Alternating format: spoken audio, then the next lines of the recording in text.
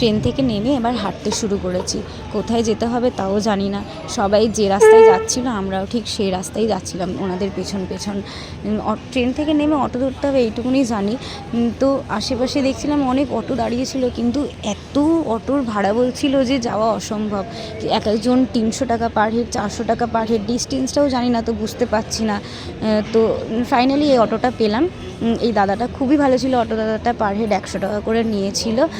তো আমাদেরকে নামিয়ে দিয়েছিল কাছুয়া দুয়ারের সামনে। আর অনেকেই দেখছিলাম যে অন্যান্য দিকে চলে গেছিলো, কিন্তু অটো দাদাটা আমাদের একদম ঠিকঠাক জায়গায় নামিয়ে দিয়েছিল, যেখান থেকে আরেকটু গেলেই সঙ্গম দ্বার। অনেকেই আবার সঙ্গম দ্বারে মানে পৌঁছাতে পারেনি, সঙ্গমে স্নান করতে পারেনি, অন্য অন্য জায়গায় রাস্তা হারিয়ে ফেলেছিল। মেলাটা তো মানে ভাবনা চিন্তার থেকেও বেশি বড়। আর যখন মেলায় ঢুকছি দেখুন এত লোকজন, এত লাইট, পুরো মনে হচ্ছে যেন তারাদের শহরে চলে এসেছি আমরা। এখান থেকে একটু গঙ্গা জলের ড্রাম টামগুলো কিনে নিলাম, কারণ নিতে হবে সঙ্গমের জল বাড়ির সকলের জন্য। ভাবুন তো, জীবনে প্রথমবার কর্তামশাই ছাড়া, শাশুড়ি, আমার 2 বাচ্চা ছাড়া একা একা চলে এসেছি কুম্ভ মেলায়।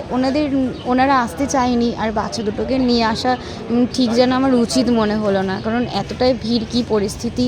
মৌনী অমাবস্যার ঘটনা যেহেতু ঘটে গেছিলো, তো কী পরিস্থিতি আমরা কেউই জানি না। সুতরাং বাচ্চাদেরকে বাড়িতে রেখে আসাই ভালো, কারণ থাকার ঠিক নেই, খাওয়ার ঠিক নেই, কোথায় কী পাবো না পাবো কিছুই জানি না, তাই নিয়ে আসেনি।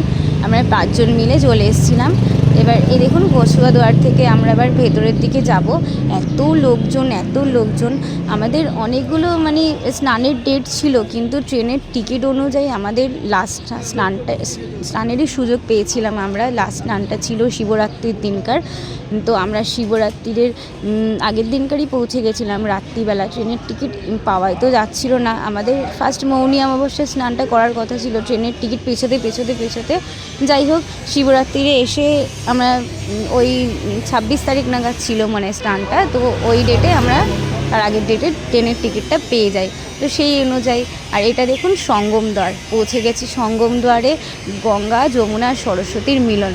এই যে এখানে এত সুন্দর ব্যবস্থা করে দেওয়া হয়েছিল, এত সুন্দর সব জায়গায় মানে লেখা ছিল, ছবি দেওয়া ছিল, যে হারানোর কোনো কারণই নেই এখানটায়।